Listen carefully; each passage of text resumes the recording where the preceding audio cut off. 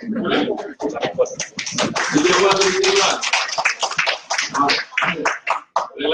Tuan-tuan dan puan-puan, this is a challenge for the last paper that will be presented by our last officer. This lady has been used also sebulan suara di dalam kita punya surat keputusan berkenaan dengan persidangan instansi itu. Namanya disebut sekali semua masuk dalam tangan setuju, dan kita mengharapkan beliau dengan kali pertamanya berucap dalam bilangan yang begini ramai ini lebih jelas, dan kita cukup yakin dengan kewibawaan dia untuk bicara bersama-sama kita. Untuk makluman tuan-tuan dan puan-puan, kita ada buat khusus interlopit. Beliau juga dengan kru beliau bersama dengan Puan Asna berbincang di seluruh benda yang berlainan. Saya perhati-perhati mereka tutup mereka punya kertas, dan mereka juga ada berbincang di BLK 2-3 CD yang lepas, dalam minggu lepas juga dan minggu baru ini.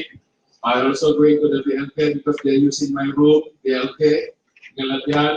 They also tutup dalam punya paper. They don't want me to see anything. So I'm really sangat-sangat teruja untuk menanti apakah paper yang disematkan oleh Cik Rohana Abbas, Wakil Penolong Pengarah Bahagian bagi penolong pengarah bahagian seluruh Sabah. Silakan. Terima kasih Pengerusi Majelis. Assalamualaikum dan salam mengahat. Dengan saya hormati DPP, DPO, DPD dan pegawai-pegawai kanan dan pengirim daerah dan semua. Terima kasih. Sebenarnya ini satu cabaran apabila saya dipilih untuk menetapkan atas kerja berkenaan bahagian, jabat kebajikan bahagian daerah. Dan kami telah memilih berkenaan dengan tajuk pemurnian perjawatan di pejabat kebajikan bahagian dan daerah. Sebenarnya ini bahasa yang lebih lembut, sebenarnya ini masalah tangan juga sebenarnya. Tapi apabila saya pilih pemurnian ini tampak lebih tidaklah stres gitu ya. Oke. Mungkin ini mungkin ada yang belum kenal, ini kita belum mengarah semuanya di bagian. Oke, jadi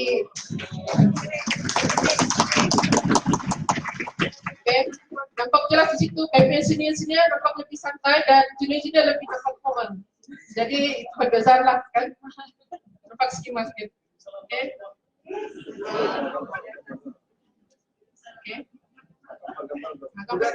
Gambar.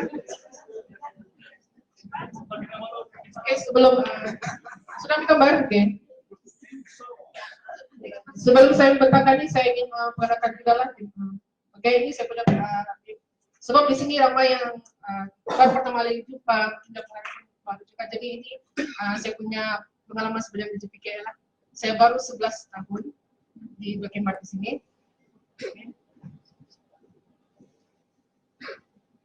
Oke, tujuan atas kerjaan ini dibentangkan adalah berkenaan dengan pengalaman di mana Jabatan Penglibatan Kebajikan Sabah mempunyai 21 PK di pejabat kebajikan daerah, 8 pejabat kebajikan daerah kecil, dan 9 institusi. Di mana apabila semua institusi ini dimasukkan di bawah bahagian berdasarkan pekeliling yang telah dikeluarkan pada 13 Januari lepas, di mana institusi juga di bawah bahagian. Sehubungan itu diharap wujudnya terjadi bahwa pengurusan dapat meneliti, mempertimbangkan dan membuat penambahbaikan dalam pengurusan dan pentadbiran sedia ada, serta dapat menetapkan hal tujuh pewujudan pejabat kebajikan bahagian itu sendiri. Kertas kerja ini adalah disedia oleh dengan kerjasama penolong pengarah bahagian Kota Kinabalu, Beaufort, Kudat, Jibau, Sandakan, dan Tawau. Tujuan kertas kerja ini adalah untuk menyampaikan isu berkenaan pentadbiran, pengurusan, penyampaian perkhidmatan di pejabat kebajikan bahagian daerah yang perlu diambil perhatian sewajarnya oleh pihak pengurusan jabatan. Untuk makluman, ini selain ini adalah ringkasan di mana dalam kertas kerja di yang diedarkan masing-masing dia lebih jelas lagi Pak. Objektif kertas kerja ini adalah untuk memastikan isu dan permasalahan yang dikemukakan dapat dilihat, diteliti, dipertimbangkan, dan membuat penambahbaikan dalam pengurusan dan pentadbiran sedia ada, serta mengambil perhatian terhadap cadangan yang dikemukakan.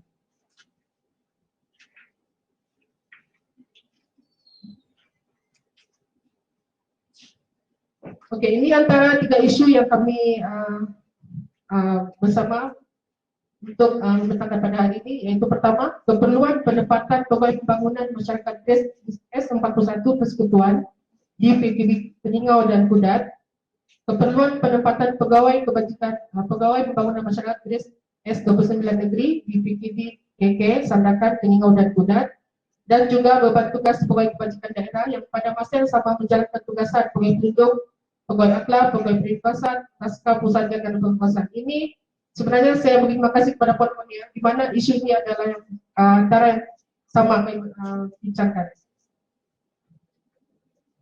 Oke, ini adalah pecahan penempatan jawatan utama di pejabat kebajikan bahagian, di mana buat masa ini Beaufort dan tahu telah memenuhi semuanya lah, di mana dia ada 44, di mana S41 negeri, dan ada pegawai pembangunan masyarakat S29 negeri di bahagian, dan selebihnya di mana kita tengok Peningau dan Kudat,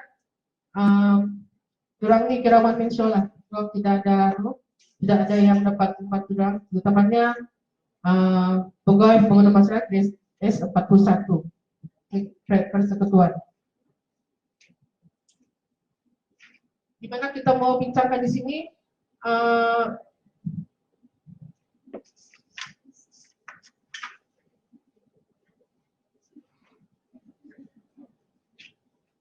oke, ini pula yang tajuk ketiga, ringkasan tugasan di pegawai kebajikan daerah dan juga pada masa yang sama menjalankan tugas sebagai pelindung akhlak dan pribadi kuasa. Ini adalah ringkasan, tapi di bawah itu sebenarnya banyak dia punya anak-anak lagi. Kan?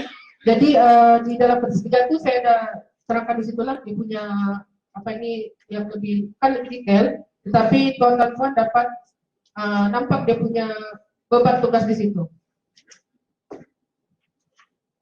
Di mana pegawai kebajikan daerah, dokter pejabat, pentadbiran pun sebenarnya banyak juga, pengurusan bantuan, bencana, warga emas, sukarelawan dan lain-lain. Di mana di daerah juga sebenarnya kena memenuhi juga dengan agensi-agensi yang ada di situ. Selain itu juga bagi pegawai ringkasan untuk tugas pelindung akhlak dan diberi kuasa, dia juga pegawai pelindung, pegawai akhlak, pegawai diberi kuasa pasca, pusat jagaan, bersalah muda, pengangkatan, gelandangan dan lain-lain lagi. Tapi sebenarnya pengalaman di daerah tidak juga semua ada kes, tapi apabila kita tengok statistik yang dibentangkan oleh Puan Punia tadi, kita boleh nampak ada daerah-daerah yang dia punya kes sangat tinggi. Dan pada masa yang sama kalau kita paksa menjalankan tugas sebagai pegawai kebajikan daerah juga. Jadi ini perlu diambil perhatian lah dari perusahaan. Pada masa yang sebelum ini, pegawai kebajikan daerah negeri telah digazetkan juga sebagai pegawai akhlak dan pelindung. Tapi pada masa yang sama juga, seperti Puan Punia katakan tadi, kita perlukan latihan. Untuk membuat kerja pegawai pelindung akhlak ini, dia mengalami masa yang sangat lama.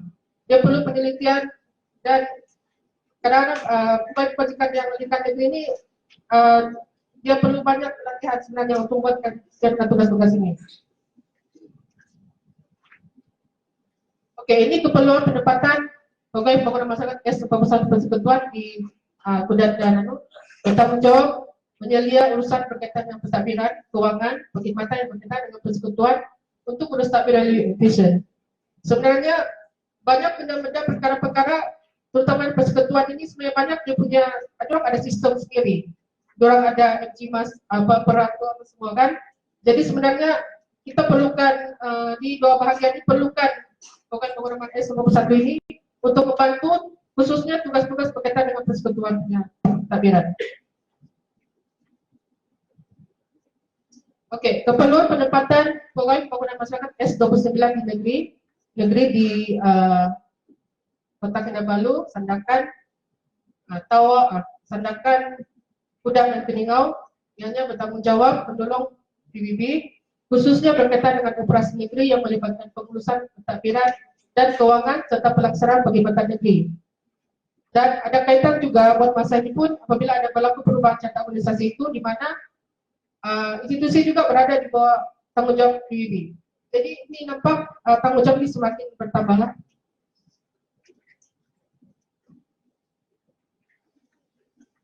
Oke, ini keperluan pembahagian tugas sebagai PKD dan pegawai pelindung. Membolehkan PKD memberi fokus kepada tugasan bagi kes yang melibatkan pelindung akhlak dan dijalankan oleh dan tugas-tugas pelindungan akhlak dijalankan oleh pegawai lain. Jadi biar maksudnya PKD dia boleh fokus di tugasan dan juga pegawai akhlak boleh buat tugas-tugas.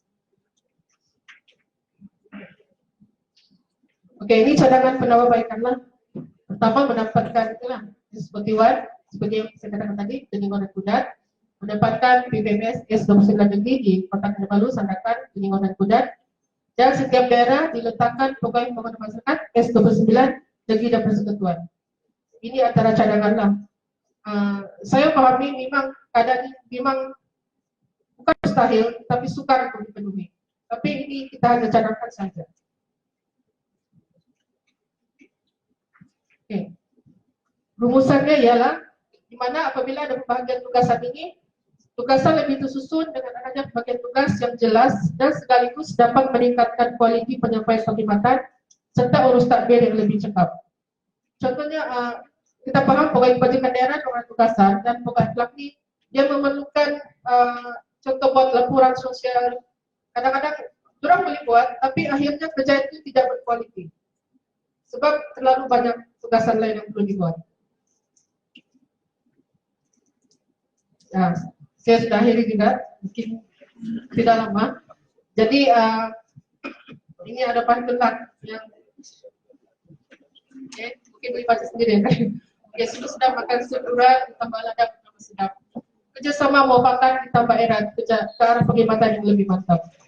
Sekian, terima kasih. Assalamualaikum warahmatullahi wabarakatuh.